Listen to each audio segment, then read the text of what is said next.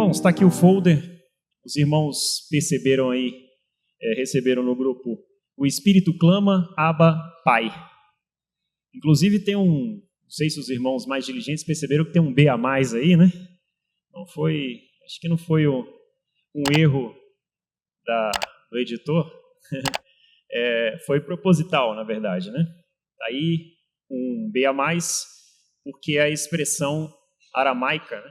Acho que é Abba, que significa pai, numa maneira mais íntima.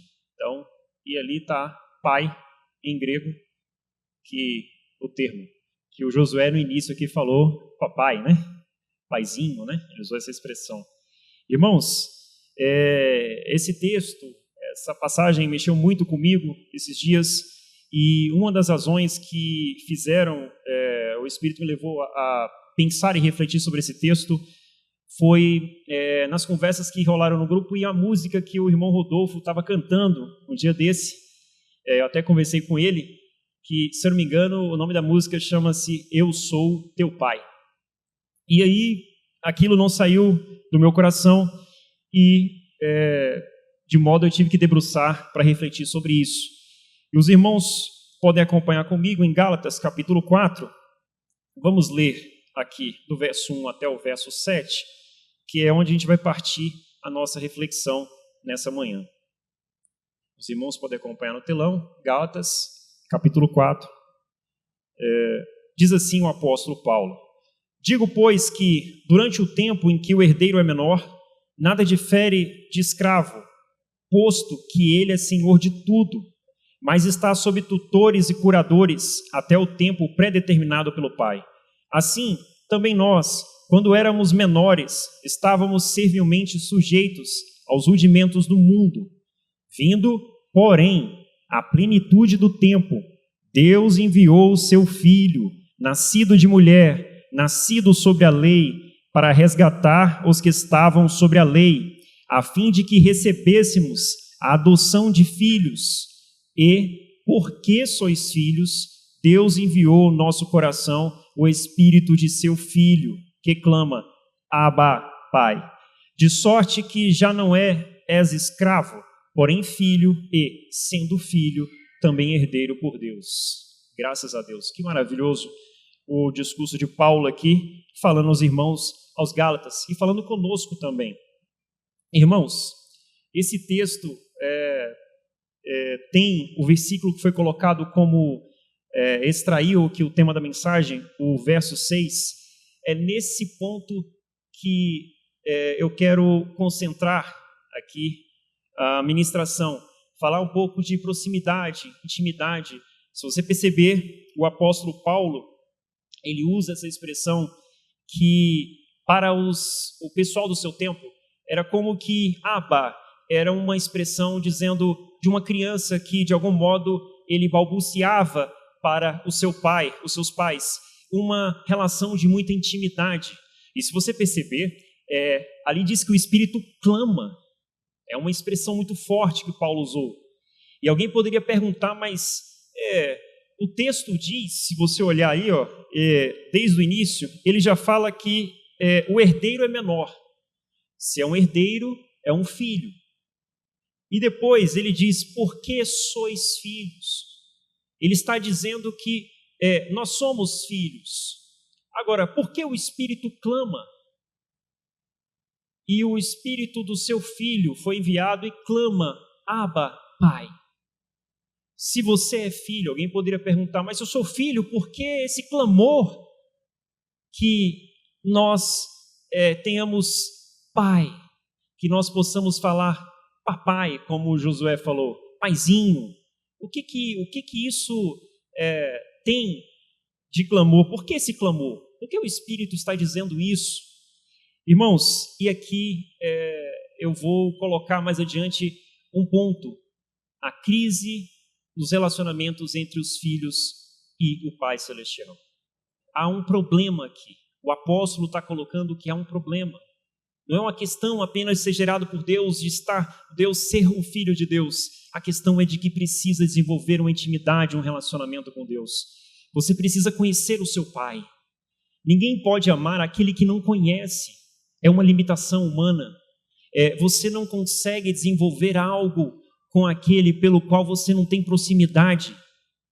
E aqui houve a queda dos judeus, porque os judeus, eles não compreenderam isso, sendo Deus pai deles por eleição, tendo colocado eles como povo exclusivo para um propósito em que falharam. Eles simplesmente pensaram que eles eram exclusivos no sentido de que Deus era o pai deles e eles eram únicos filhos de Deus no mundo. Sendo que, na verdade, o pai levantou eles como uma espécie de um filho mais maduro, para que pudesse, de algum modo, alcançar os mais imaturos nesse mundo. Mas eles não souberam carregar a luz divina, e eles não souberam proclamar as virtudes de Deus, e no meio de toda a infidelidade, eles, infelizmente, trouxeram o opróbrio a Israel. Quando, na verdade, Deus teve que levantar vários profetas assassinados, para que eles pudessem, de algum modo, refletirem na conduta deles. E nem mesmo enviando o filho, eles conseguiram demover dessa ideia. Eles preferiram criar um arcabouço teológico, criaram centenas de mosteiros, eles criaram regulamentos, mais de 600. Eles fizeram tudo o que você pode pensar que Deus não pediu, sendo simplesmente o que Deus queria, que eles tivessem proximidade com Deus e que eles entendessem que Deus era o pai deles e de que eles eram o filho mais maduro, pelo menos deveriam sê-lo, para com aqueles que você tem que ter mais paciência, os imaturos. É como a relação de casa, irmãos. A pedagogia humana, ela está aí. Tudo que a gente vive e toda a nossa experiência é apenas uma pedagogia de coisas espirituais. Se você parar para refletir, numa casa você tem irmãos, um mais velho, um mais novo. O mais novo não compreende o mais velho acha que o mais novo não sabe como caminhar, e no fim, eles têm muitos conflitos, e há muita rejeição entre eles muitas vezes, porque não compreenderam. E aqui o texto fala que havia esse tempo da menoridade. O apóstolo Paulo, ele faz uma relação entre o escravo e o filho herdeiro. E aqui no texto, você vê no verso 1, ele coloca que o herdeiro é menor. E ele diz que não há diferença entre o herdeiro e o escravo, porque eles estão em igualdade de condições. Por quê? Ambos não poderiam usufruir da herança, não poderiam tomar posse, não poderiam, de algum modo, conduzir aquilo, porque ainda estava sob a tutela do pai.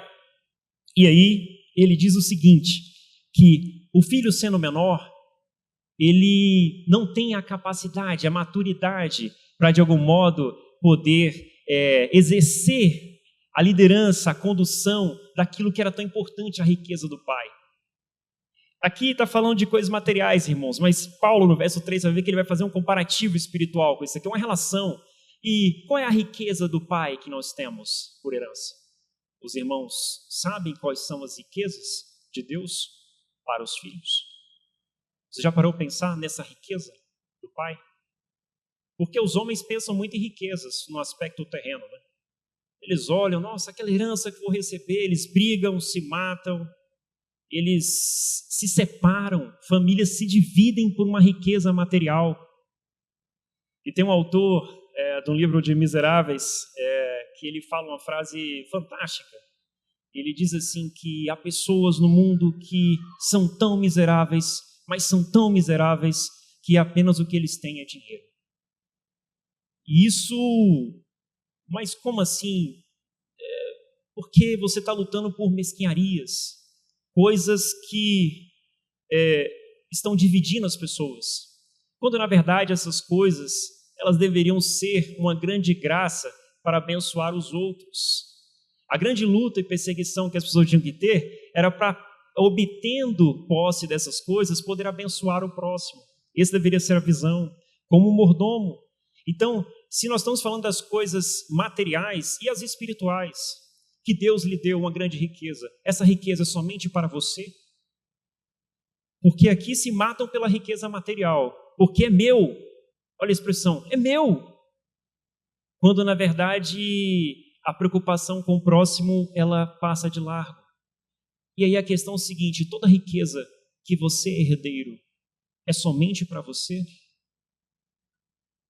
Será que aquilo que você recebe de Deus, toda graça, todo conhecimento, todas as riquezas espirituais, nas regiões celestiais, tudo aquilo que você pode prover, agora você pode, provar aqui, que você pode receber, se apropriar, é somente para você?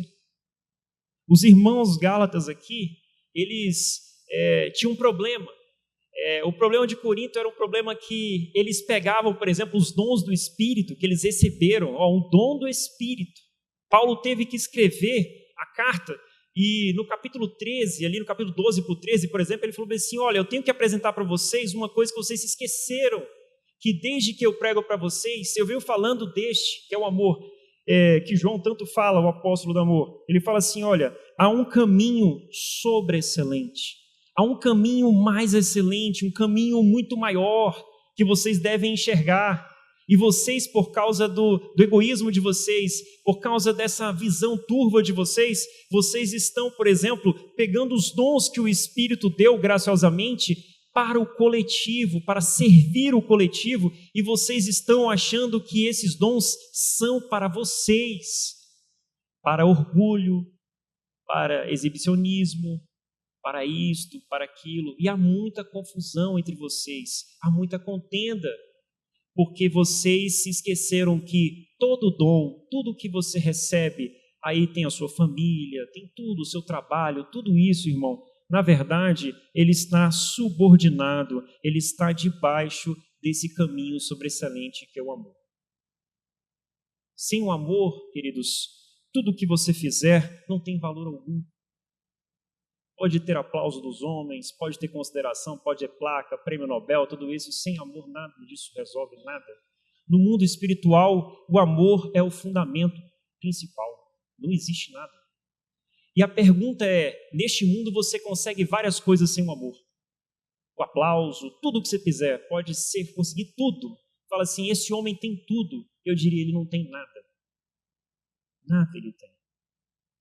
Porque aqui é uma coisa cosmética. Você está aqui e tudo é muito líquido, muito volátil. As pessoas, elas, por exemplo, estão inquietas, elas não sabem mais o que fazer, elas querem alguma coisa que permaneça dentro delas, elas querem, é o que o Alexandre esteve pregando, né, falando sobre aquele vazio que há nas pessoas. As pessoas querem coisas duradouras, mas na verdade se comportam de coisas muito voláteis, é tudo muito simples, muito rápido, é tudo muito descartável, é tudo muito, não há uma luta por aquilo que tem valor, não querem nenhum relacionamento duradouro, não querem nada que consiste, não querem labor por aquilo que vale a pena. Por exemplo, a sua família vale a pena.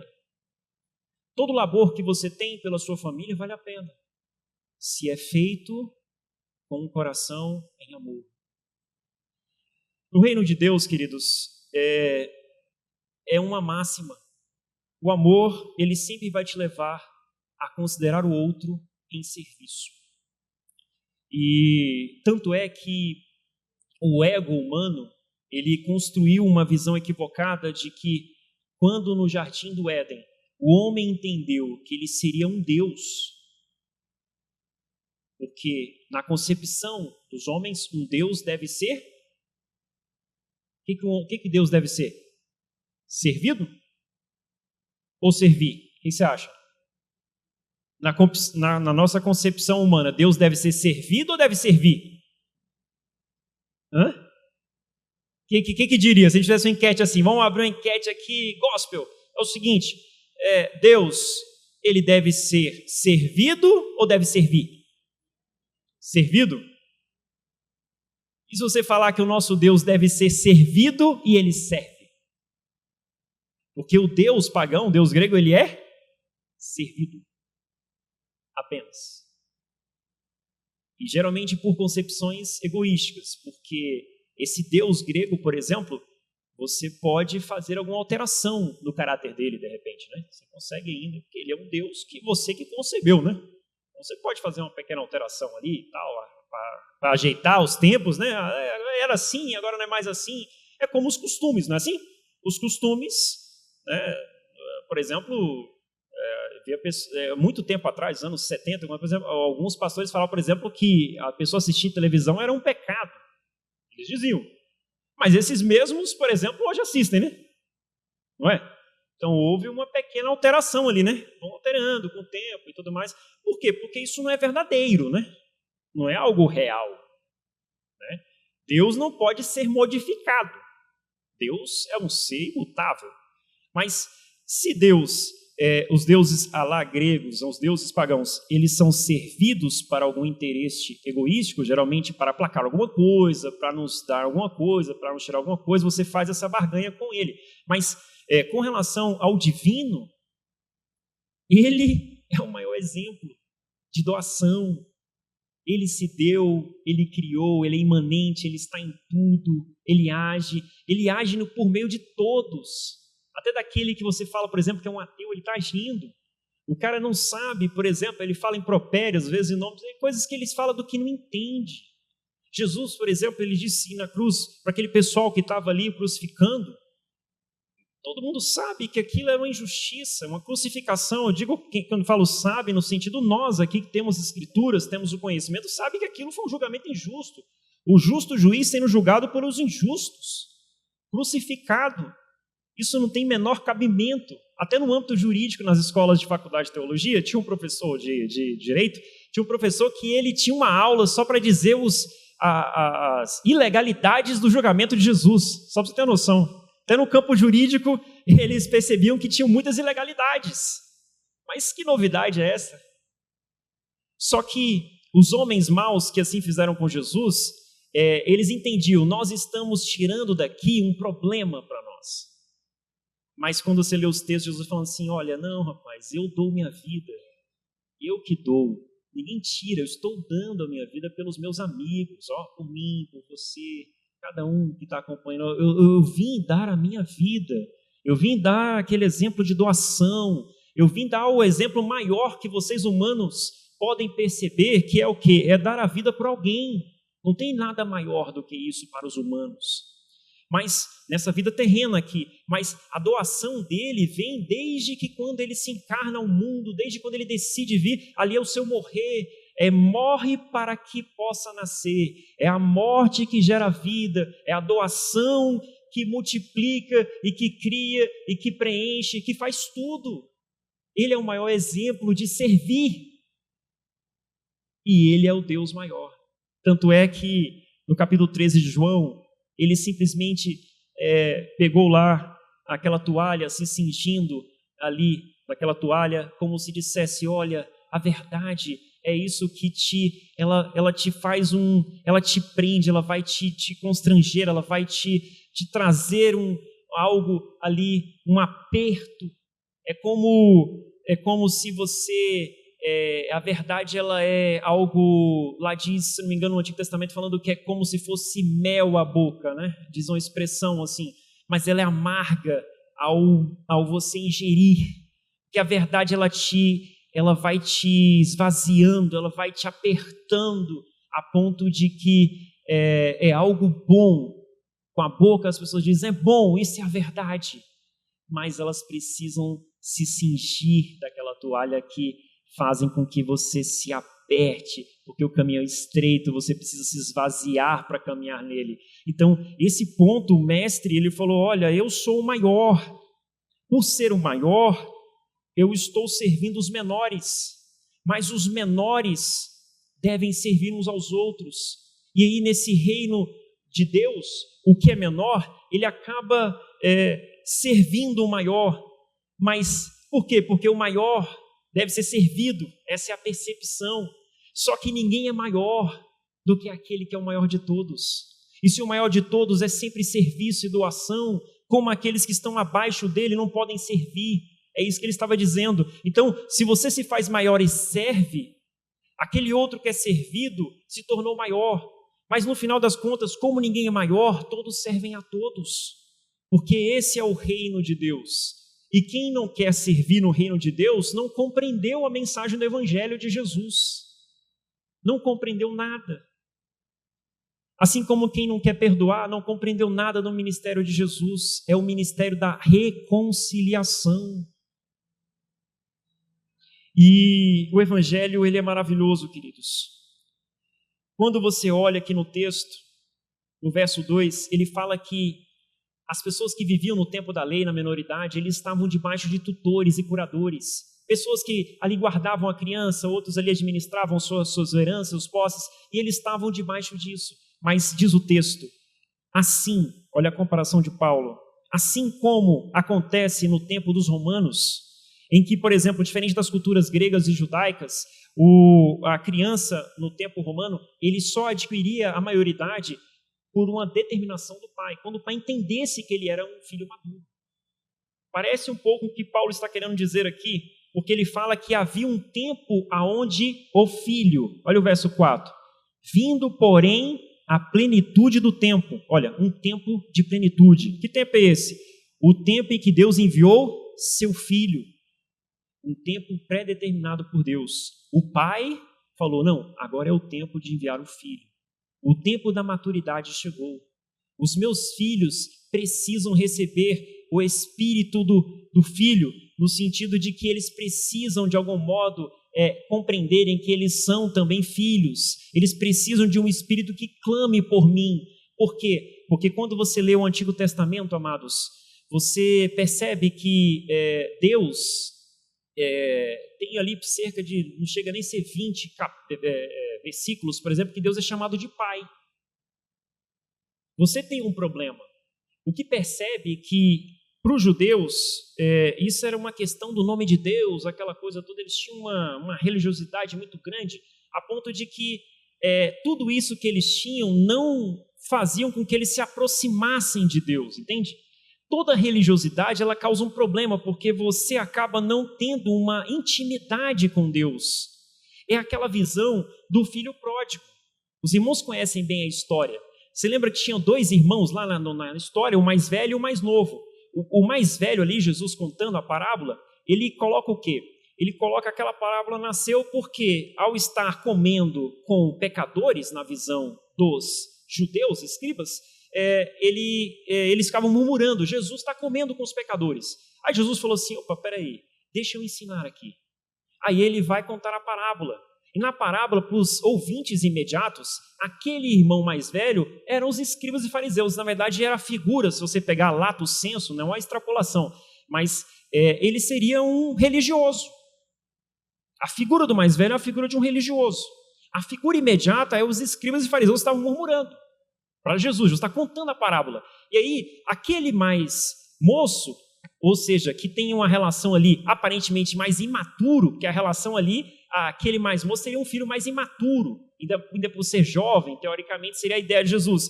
E ele coloca o quê? Que aquele lá seriam os pecadores, os tais pecadores que na parábola os escribas e fariseus, eles rotulavam como os publicanos, como as meretrizes, eram algumas categorias específicas. Esse daqui, a lato sensu, seriam os gentios. Para Jesus, essa é a visão da parábola. Mas o mais velho, se você olhar para ele, você percebe de que ele tinha uma relação de serviço com o pai, que era a relação dos judeus. Vamos servir a Deus, vamos servir, vamos cumprir os regulamentos, vamos fazer um serviço. Só que, como é bem contado aqui, sempre, essa parábola é muito falada aqui, o Alexandre, todo mundo fala, diz o quê? Que lhes repartiu a herança. Ambos receberam da herança. O que significa isso? De que ambos tinham um problema de coração. Ambos não tinham uma relação com o pai. Esse é o ponto. A relação com o pai tinha uma crise. E essa crise de relacionamento com o pai é que você percebe que é o problema da humanidade. E o filho mais velho ali retratado, ele tem um comportamento, igual um dia desse eu estava aqui na sala dos adolescentes, né? E aí, para fazer um exemplo dessa questão aí do filho pródigo e tudo mais, aí me veio à mente o seguinte, que eu contei para o pessoal que estava lá. Imagina que o seu pai, eu usei um exemplo de alguns jovens, imagina que seu pai te deu ali um dinheiro, um recurso para você ir em uma mercearia, comprar algumas coisas. E a pergunta para o jovem é o seguinte, o seu pai, quando ele faz isso, ele está preocupado com a família? Concorda? Ele, sim. de algum modo, parece ser um sinal de amor à família. Ele está preocupado em prover à família um alimento. Não, sim, tá. Quando você vai comprar o alimento, tem duas formas de você ir. Ele ficou olhando, como assim duas formas de ir? Para mim só tem uma, né? Ir lá, né? Como assim tem duas formas de ir? Não é o caminho, mas é a forma como o seu coração pode atender essa solicitação do Pai. Como assim? Você pode comprar preocupado que você está fazendo um serviço e de que algum modo você tem algum mérito, e por ter algum mérito, talvez seu pai teria que te tratar melhor, te dar uma mesada, te dar alguma repercussão, né? Geralmente econômica que eles esperam, né? Então, ele vai me tratar porque eu fiz um serviço à casa. Eu estou cooperando na harmonia da casa. Mas esse é um modo equivocado de se fazer. Teoricamente, é um modo pelo óculos do egoísmo. Pelo astigmatismo visual que a pessoa tenha espiritual. Ela está com astigmatismo, ela não está distorcendo, não está compreendendo a visão do Pai. E aí o que ele faz? Ele fez. Mas ele fez o trabalho, o serviço? Fez. Mas era o que o Pai queria? Não. O que o Pai queria e o que o Pai esperava? Não, mas ele fez. Não, sim, ele fez. Mas ele não fez. Como assim? Não estou entendendo mais nada. Esse Marquinhos é doido. Ele fez ou não fez? Não, ele não fez o que o Pai queria e esperava no seu coração. O que o Pai quer é uma relação de harmonia, de cooperação, de amor pela casa, pelo reino, por ele.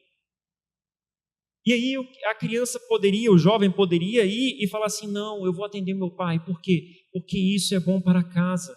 Isso está provendo a minha casa, ele está cuidando de mim, ele está cuidando da casa, dos outros que estão na casa, ele ama a família, e a família precisa cooperar uns com os outros.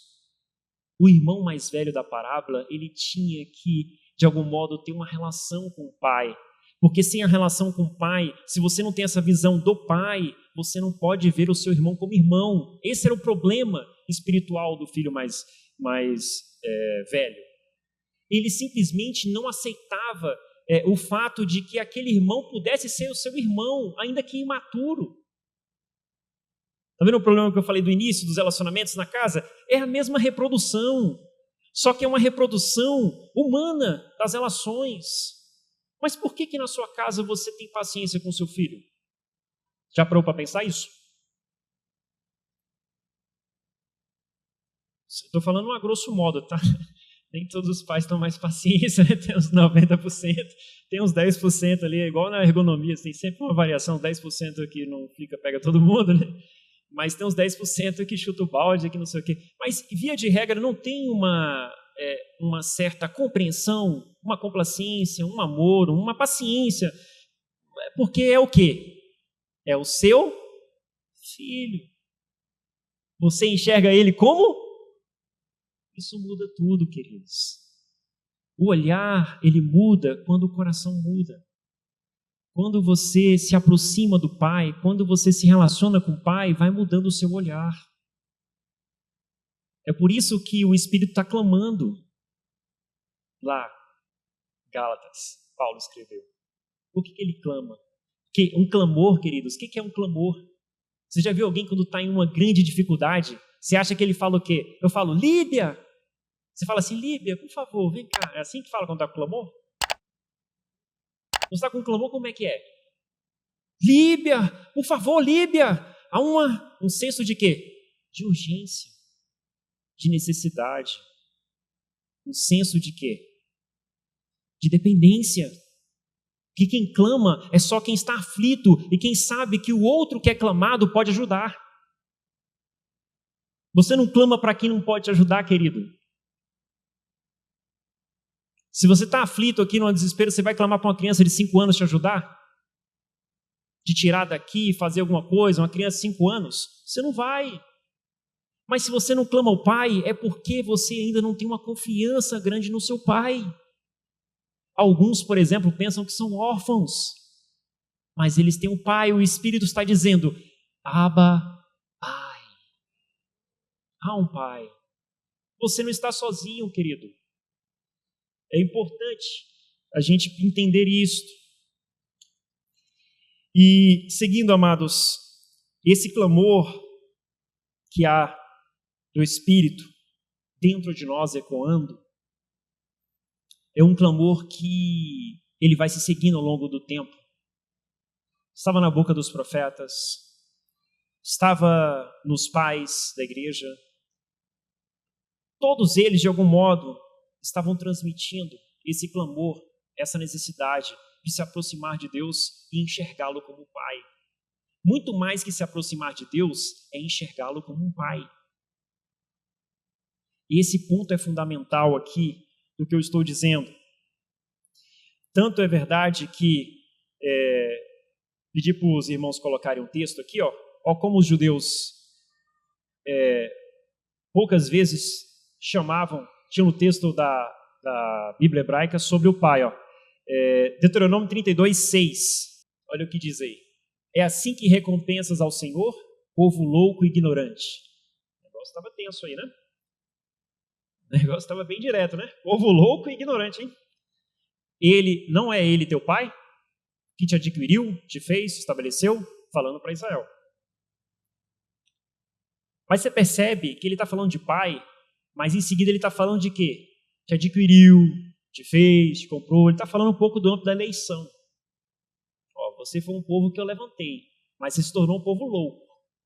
A loucura, vocês beberam da loucura, estão embriagados, estão andando de noite, tropeçando, e vocês deviam estar andando de dia e sendo luz. Mas olha a narrativa aqui. Outro texto, irmãos. Jeremias 3,4. Vou usar só 2 para ilustrar aqui. O problema da crise de relacionamento. E os filhos maduros, porque Israel era para ser um filho maduro. Quem hoje é para ser o filho maduro? Quem que vocês acham que hoje vai ser o filho maduro? A igreja. Eu e você.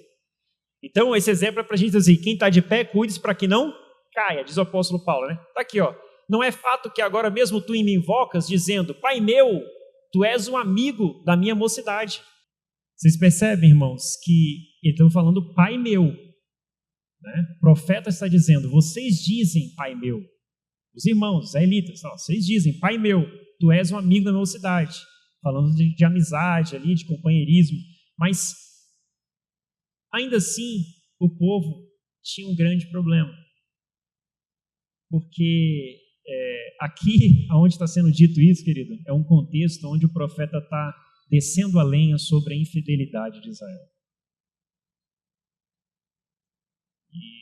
Então ele não está muito animado, não. O profeta está assim, muito decepcionado com o que está acontecendo em Israel. Isso é para vocês terem uma noção, irmãos, do problema da crise. E quando você olha essa crise, a gente tem que voltar um pouquinho ali no Gênesis para entender um pouco de onde surgiu isso, esse problema de relacionamento entre os filhos e o pai. Vocês lembram no Gênesis que o capítulo 1 e 2 fala sobre Deus criando. Deus cria, no verso 1, todas as coisas. No capítulo 2, ele ali coloca ali especialmente o homem, ele dá um enfoque. E, como foi pregado até recentemente, o Alexandre comentou alguma coisa sobre isso, Deus descansou, né? Vocês lembram da mensagem do repouso? O lugar de repouso? Deus descansou. Os irmãos lembram o que foi que o Alexandre falou aqui? Vamos ver se os irmãos lembram ainda. Como é que sentido que Deus descansou? Satisfação. Boa. Os irmãos estão refletindo aí, estão gravando aí. Satisfação, né? É uma autossatisfação. Deus está satisfeito com a obra realizada. Como ele mesmo colocou, você só fica satisfeito depois que ela está concluída. Logicamente, ali, naqueles versos, você tem meio que um paralelo, porque o que é colocado ali no capítulo 1, de algum modo, você vai ver depois do capítulo 22 do Apocalipse. Deus criou os céus e a terra, perfeição ali dos céus e a terra. Depois ele fala de novos céus e nova terra, um estado de perfeição. Mas entre o capítulo 3, quando começa o capítulo 3 tem um mas, né? O porém, ali há um hiato na história humana. Tem uma brecha. Ou como o Alexandre gosta de dizer, é o drama da existência humana, não é isso, Alexandre? É o drama da existência humana. capítulo 3 ao capítulo 21, não é isso? Capítulo 3 ao 21 tem esse problema acontecendo na humanidade. E ali começa a crise dos filhos de Deus. Eu estou chamando de crise, é uma expressão, mas na verdade a gente poderia chamar isso de quando adentrou o pecado no coração, no mundo. A crise seria a desintegração humana. Os filhos tiveram um problema com o pai. É que eu estou falando muito dessa questão do pai, da família, uma linguagem, a crise. Não há crises, há uma crise. E os filhos, eles agora não conseguem mais perceber, há uma dificuldade de percepção de que eles têm um pai. Parcialmente na humanidade você percebe isso, as pessoas não têm uma clareza de quem é o seu pai.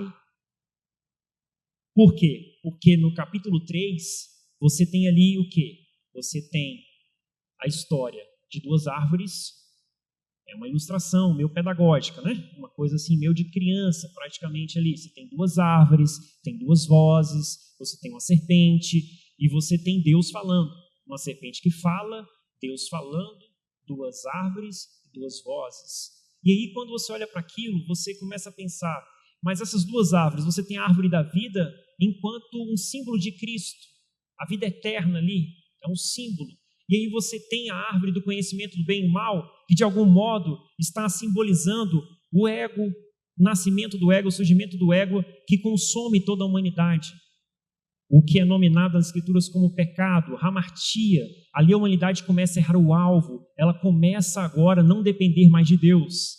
Mas se na árvore do conhecimento do bem e do mal, o homem adquiriria a capacidade de entender, e aí você vê que a relação ali, o enfoque do escritor é na dependência. Por isso que o Alexandre muito bem ensinou há muito tempo atrás, até escreveu ali sobre isso, é que ali você tem que compreender que o autor está querendo dizer o seguinte, que há um enfoque sobre a questão decisória do ser humano. Ali é um drama da decisão humana. E quando ele coloca naquele ambiente do jardim, bem bonito, aquela coisa toda, você percebe que ele tinha que escolher a relação de dependência que ele teria na sua existência. Ou é depender da árvore da vida, ou depender da árvore do conhecimento do mal. Como assim depender? É porque a relação de comer, quando você se alimenta de algo, tem uma ideia de subsistência. Você depende de comer. É isso que o autor está querendo dizer. Mas quando ele adquirisse o conhecimento, não era o problema em si, mas era o fato de ele, na cabeça dele, a ilusão de que ele iria depender do seu próprio conhecimento. Esse era o problema, a dependência. E aí, quando aquele filho ilustrado ali na pessoa de Adão e Eva, era a humanidade ali ilustrada naquela figura ali, você percebe que os filhos, depois daquilo, eles não tiveram mais uma relação com o pai.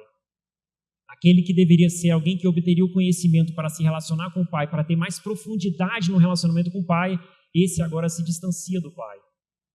E aí Jesus, quando conta a parábola, você vê, eles estão dentro da casa do pai. Ou seja, há uma relação próxima, Jesus está dizendo assim, no sentido de que eles estão ali juntos com o pai, mas não há proximidade, não há intimidade. Porque é como se você abstraísse o seguinte, o Espírito de Deus está em você. É próximo, não é? Ele está dentro de? Paulo até fala, olha, ele não está longe de você. Quem subirá aos céus para descer o Cristo? Quem descerá para ressuscitá-lo dos mortos? Ele fala assim, a palavra está perto de você, na tua boca, no teu coração. Ela está aí. É como a ilustração do jardim. Você está na casa do Pai. Ou da parábola, né? Você está na casa do Pai. Dá uma ideia de proximidade.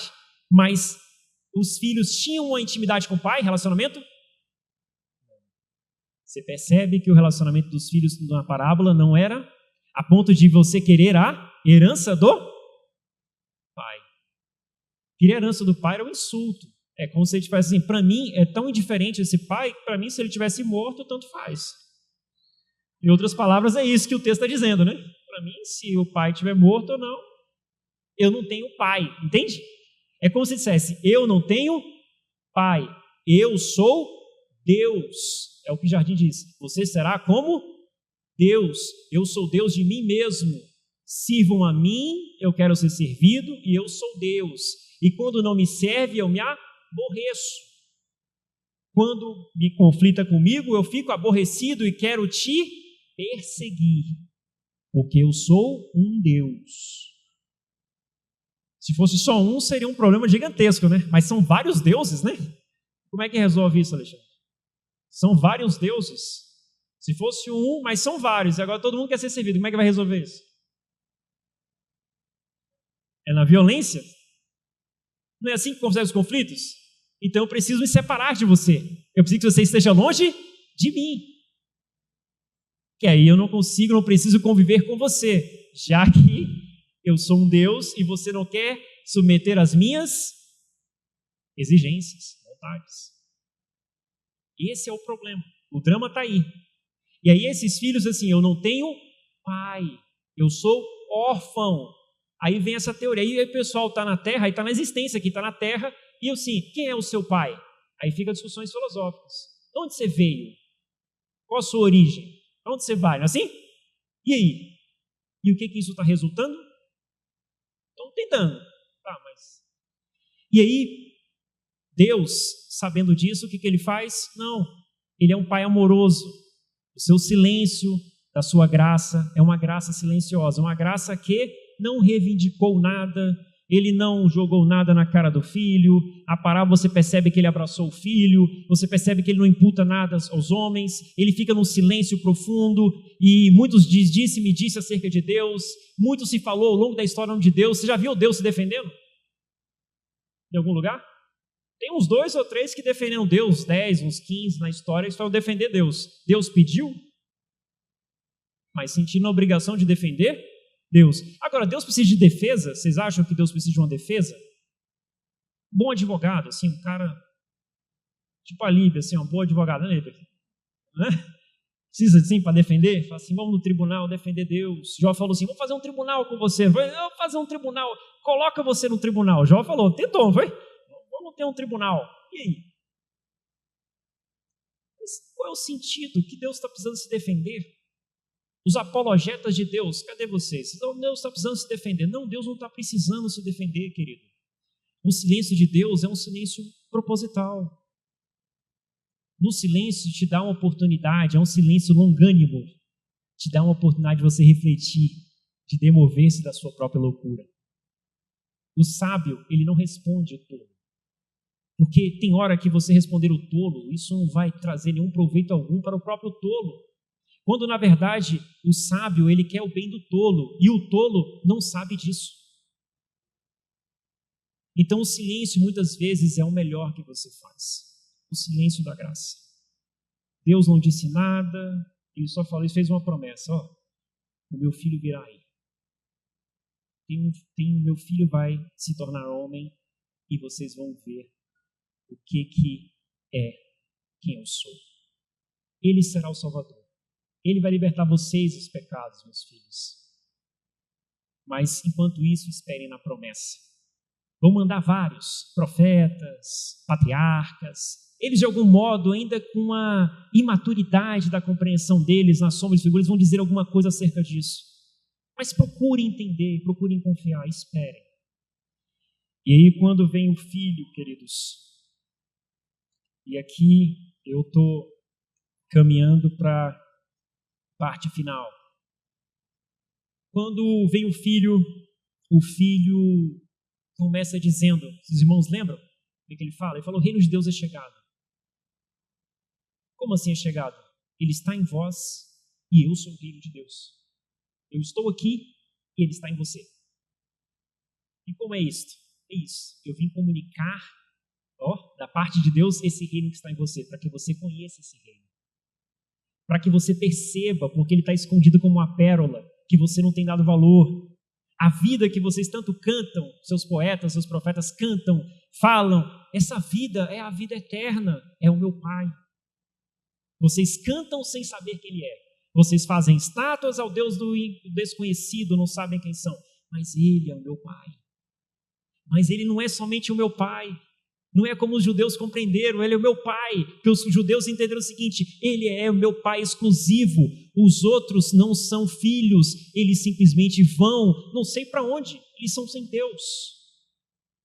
Que haja vingança, que haja sangue sobre eles, que os inimigos são colocados na bandeja à cabeça deles. Não eram salmos precatórios? Essa era a visão deles acerca dos inimigos. A ponto que Jesus fala assim, quando vocês forem orar, vocês devem orar assim, Pai Nosso. Jesus falava, meu pai? Falava. No Getsemane ele falou, meu pai, paizinho. Mas ele falava, olha, vocês devem aprender assim. Sabe por que vocês devem aprender assim? Porque vocês têm um problema.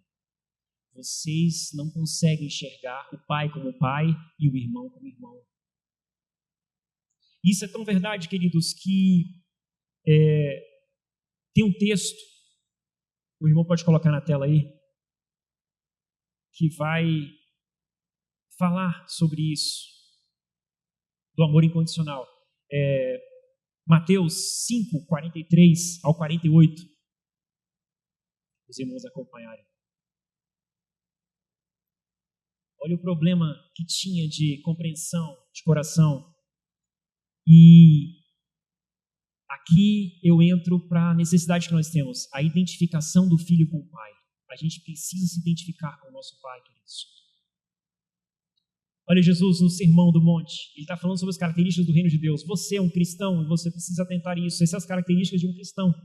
Ele diz assim, ouviste o que foi dito, vocês ouviram, há muito dizendo. Lembra o silêncio de Deus? No silêncio de Deus falaram tanta coisa. Embora tenha profeta, embora tenha isso, falaram tanta coisa. Mas está aqui.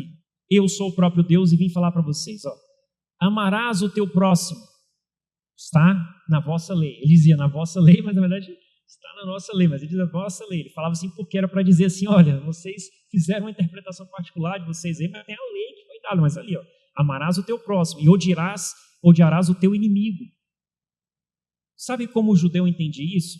Ele lia lá Levítico 19, acho que é 19, 18, que fala assim, amarás o teu próximo, está escrito, Jesus está reproduzindo o que está lá na lei. Só que na cabeça do judeu é o seguinte, amarás o teu próximo, e aí? E o inimigo? Ele ficava pensando, e o inimigo? Que na cabeça dele, o próximo era quem? Era o povo judeu, era a sua comunidade, era alguma coisa ali que ele entendia ali naquele ciclo dele. Então, amarás o meu próximo, entendi, amém. E os inimigos? E os zebuseus, aquela galera lá, como é que a gente faz com ele? Ele não é meu próximo. Na cabeça do judeu, ele não é meu próximo. E aí, o que eles pensavam? Eles criaram, odiarás o teu próximo, eles criaram essa ideia. Odiarás o teu próximo. Não está escrito em lugar nenhum isso aí, no Antigo Testamento, eles simplesmente criaram, odiarás o teu próximo. É o que Jesus fala para não acrescentar, nem retirar nada do que está ali, eles acrescentaram. E aí Jesus, sabendo disso, ele quer ensinar. E tem um doutor da lei, inclusive isso era um problema para eles, que o doutor da lei, não sei se vocês lembram, no episódio de Lucas capítulo 10, quando Jesus conta a parábola do bom samaritano, o doutor da lei, um escriba, um estudioso, o rapaz ele fala bem assim para Jesus, olha, quem é o meu próximo? Ele faz a pergunta. Por quê? Porque na cabeça deles, o próximo era isso aqui, então ele quer criar um problema com Jesus. E aí Jesus fala assim, olha, quem é o próximo? Resumindo, o próximo é aquele que você pode alcançar. Esse é o seu próximo. Tanto que na parábola ele coloca o quê? Um samaritano socorrendo um judeu. E aí, quando você vê isso, ele fala assim, olha, o amor não tem seletividade. O amor é incondicional. O amor não olha aquele que é amado. Jesus está dizendo na parábola do bom samaritano, está dizendo o seguinte, olha, o bom samaritano, ele não viu se o outro tinha uma rivalidade, se o judeu tinha uma rivalidade com o povo dele, ele simplesmente amou aquele que era o seu próximo. O amor não tem estratificação, tire isso da sua cabeça, o amor não enxerga estratificação, é homem, é mulher, é isso, é aquilo, é negro, é branco, não, o amor, ele vê o ser humano, o próximo, o amor, ele simplesmente se dá ao outro. Ele não pergunta nada, não tem nenhum requisito para o outro. não tem exigência alguma. Deus nunca exigiu nada para te amar. E Ele te ama. E você tem muitos problemas. E você tem muitas crises com o seu pai. Mas crises com o pai se resolvem aonde? Fora de casa ou dentro de casa, gente? O que vocês acham? Dentro de casa. E você está no ambiente do reino de Deus para resolver as suas crises. O pai está aí. Mas continua o texto. Olha o que diz o texto. Pode passar, irmão. Eu, porém, vos digo, amai os vossos inimigos e orai pelos que vos perseguem. E esse padrão é um padrão simples, irmãos. Ele está dizendo que o filho que se identifica com o pai, que se aproxima do pai, ele vai se tornando o quê? Semelhante ao pai. Ele fala a vocês, mais à frente vai falar assim, para que vocês se tornem filhos de Deus. Se tornar é se identificar com o seu pai. Você, de algum modo, precisa experimentar a virtude do pai. Você tem que expressar o caráter do pai, as virtudes do pai. E o pai ama, sim, incondicionalmente. E Jesus está falando, e Jesus fala assim, orar pelo que persegue. E ele, simplesmente, quando ele estava na cruz, o que ele disse aos seus perseguidores? Pai, perdoa-lhes, eles não sabem o que fazem. Eles estão embriagados com a ignorância. Eles simplesmente não podem perceber que aqui está sendo crucificado o Senhor da glória. Se eles soubessem, eles na verdade, como diz o apóstolo Paulo, se eles soubessem ali, o que eles teriam estar fazendo? Eles deviam estar prostrados diante do Rei da Glória. Não tentaram matar o Rei da Glória. Mas essa é a loucura. É a loucura que nós fazemos a cada dia. Nós temos um pai tão amoroso, que sabe dar muito boas coisas. O pai que é mau aqui da terra sabe dar boas coisas. Agora você pode comparar isso com Deus. Deus é incomparável. Um pai provedor, um pai amoroso. E muitas vezes nós o quê? Nós desprezamos os conselhos e a vontade de Deus. Do nosso pai, que nos conhece e sabe o que é melhor para nós do que nós mesmos. E aí, nesse trecho, pode continuar, queridos. Para que vos torneis filhos do vosso Pai Celeste, porque Ele fez nascer o sol sobre maus e bons. Olha o fundamento dele. Deus dá a chuva a todos. Deus não pergunta para quem que Ele vai dar a chuva ou o sol. Ele simplesmente se doa e a sua graça é de maneira graciosa. É uma graça incondicional, um amor incondicional. Continua, querido. Aí ele diz, porque se amardes os que vos amam, que recompensa tendes? Não fazem os publicanos também o mesmo? Olha o que ele está dizendo. E Jesus está falando, olha, você ama o seu ente, você ama o seu círculo, o publicano também ama o seu filho, ama a sua mãe, ele ama tudo isso aí. Que padrão mais elevado é esse de amor? Nenhum. Mas quando ele fala lá em cima que o padrão é esse, amar o inimigo, orar pelo que persegue, ele está falando que o padrão do reino de Deus é um padrão mais alto. Sabe aquele coletor de impostos, aquele publicano que vocês dizem que são pecadores, que devem ir para o lago de fogo? Sabem eles? Jesus está falando o seguinte, sabe aquele lá? É aquele que ele participa do sistema tributário romano, ele simplesmente foi indicado ali para coletar, e aí de repente ele vai e pega um outro. O que eles faziam? Eles pegavam, aí tinha um intermediador que recebia, cada um tinha uma comissão. Você imagina cada um recebendo uma comissão para entregar o tributo a Roma. Isso aí era um problema. Ele deveria ter muita propina, muita grana, o cara recebendo grana a mais. Como diria Zaqueu, né? Zaqueu foi um cara lá que vocês sabem da história de Zaqueu. Então, e aí? Era muita coisa rolando. Aí se eu te pergunto, quando um judeu se tornava um desses intermediadores, você acha que ele era amado pelo seu povo? Pelos seus irmãos? Você está vendo o que Jesus está falando? O teor Esse cara era muito odiado. Ele era um traidor. Que ele oprimia o seu povo e ainda trabalhando para Roma, que escravizava o seu povo. Ele fala, esse aí que você tem que amar.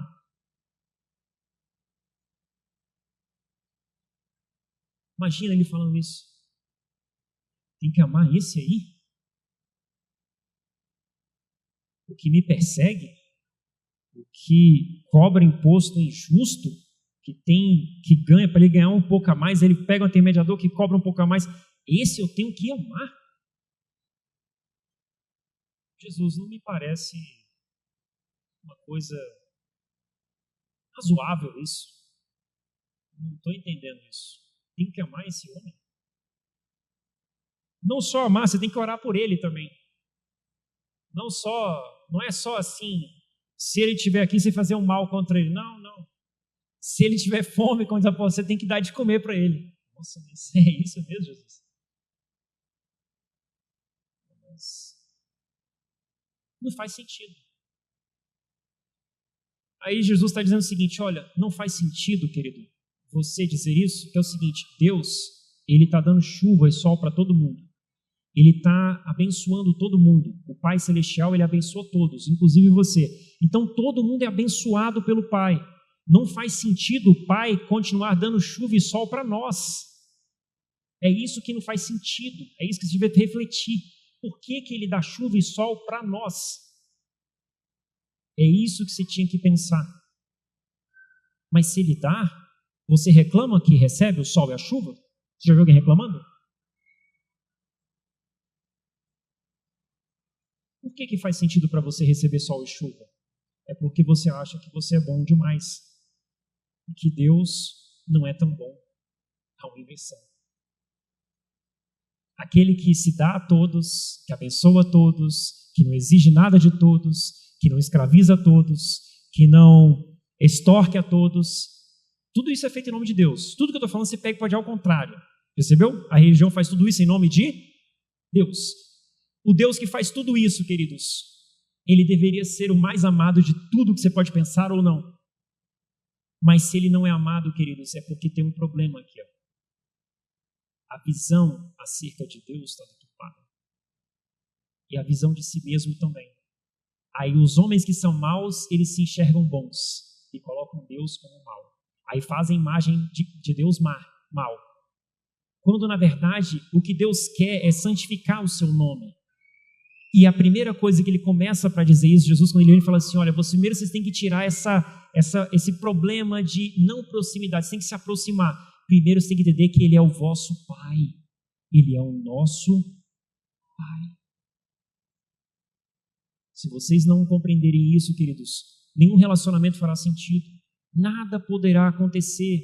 Se você não enxergar que Deus é seu Pai, se você não se aproximar de Deus, seu Pai, você não pode ver o seu próximo como seu irmão. Você não vai ver a sua comunidade como seu irmão. Você não vai ver ninguém ao seu lado como alguém que deve receber o amor incondicional, como o Pai dá. Para você amar incondicionalmente, você precisa se identificar com o Pai. Você precisa alinhar sua consciência com a do Pai. E o Pai deu o Evangelho como o remédio para que você tome como amargo, que faça descer no seu coração. E, queridos, no drama da existência humana, no ponto mais alto, difícil, mesmo nesse, eu estou encerrando, você lembra de Jesus no jardim? O exemplo de Jesus eu acho que é o mais dramático de todos que você pode pensar do que aconteceria com ele logo em seguida numa cruz. Não é só morrer numa cruz, mas muitos morreram numa cruz. Mas pense, Jesus estava morrendo como o mais injustiçado de todos, se pode pensar. O homem mais justo não merecia nada disso. Quando ele está ali no Getsemane pedindo para os discípulos para orar com ele, os discípulos fraquejando, não conseguiam orar, mais dormiam do que ficavam acordados. Jesus estava ali, suando gotas de sangue, e ele falava, Pai. Ele, mesmo no momento mais difícil, ele lembrou do Pai. Lembre-se disso. Você não é órfão, você tem um Pai, e no momento mais difícil, quando o seu lado, olha, os discípulos não estavam conseguindo orar com ele. Os discípulos ali seriam uma espécie do braço do Pai, porque o Pai age por meio de todos. Todos. Aquele lá que você vê no trabalho, você acha assim, ele age por meio dele, em seu favor. Seja grato ao Pai e seja grato ao próximo sempre, porque Deus usa todos. Todos. Você está aqui, por causa da mão divina e por causa dos braços de Deus usados por várias pessoas que você às vezes nem pôde agradecer. Então, os discípulos eram para estar cooperando com Cristo na sua aflição, mas o que eles não conseguiam mal ficar em pé de fraqueza, dormindo. No momento mais dramático, eles estão dormindo. E aí Jesus, ele começa a orar, vocês conhecem a história. Suando gotas de sangue, ele fala, Abba, Pai.